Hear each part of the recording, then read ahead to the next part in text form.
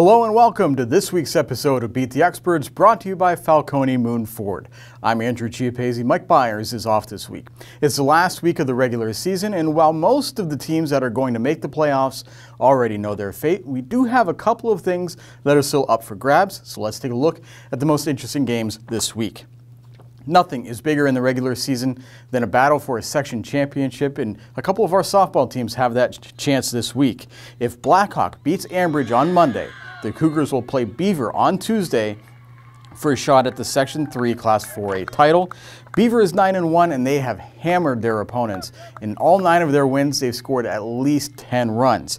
Blackhawk is 8-2, but they have a little bit of bragging rights right now because the Cougars are the only team to beat Beaver in section play. That was a 3-2 win back on April 13th. A little interesting side note to this possible matchup is the health of Bree Dickton, Blackhawks' senior starting pitcher. She's battled an arm injury all season long. She did an outstanding job the first time around and should be able to go this week, but of course that remains to be seen officially whether or not she pitches both Monday and Tuesday.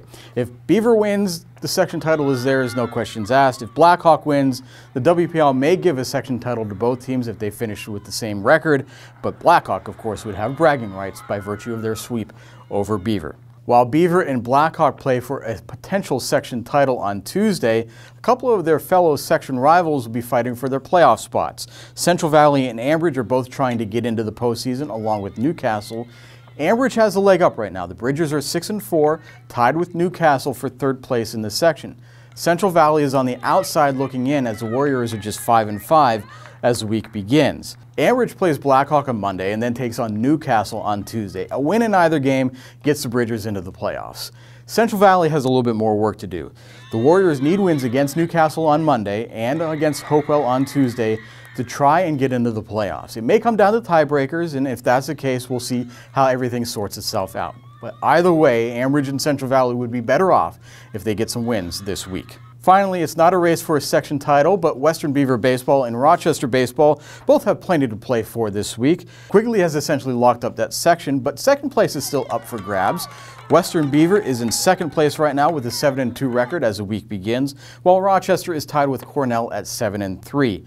Western Beaver is really the one in the driver's seat here, as not only do they play Rochester on Tuesday, but the Golden Beavers also play Cornell on Monday before wrapping up the regular season against Clairton. Rochester has just 2 games remaining, that game against Western Beaver on Tuesday, plus a pretty big game on Monday against Quigley. We'll see how it all sorts out, but that section has certainly become more intriguing as the season has gone along, as teams vie for position behind Quigley in first place. That does it for this week's episode of Beat the Experts. You can keep track of all these games as well as the brackets when they come out on Thursday and Friday on timesonline.com. And of course, we'll have new episodes of Game On at noon on Wednesday and noon on Thursday.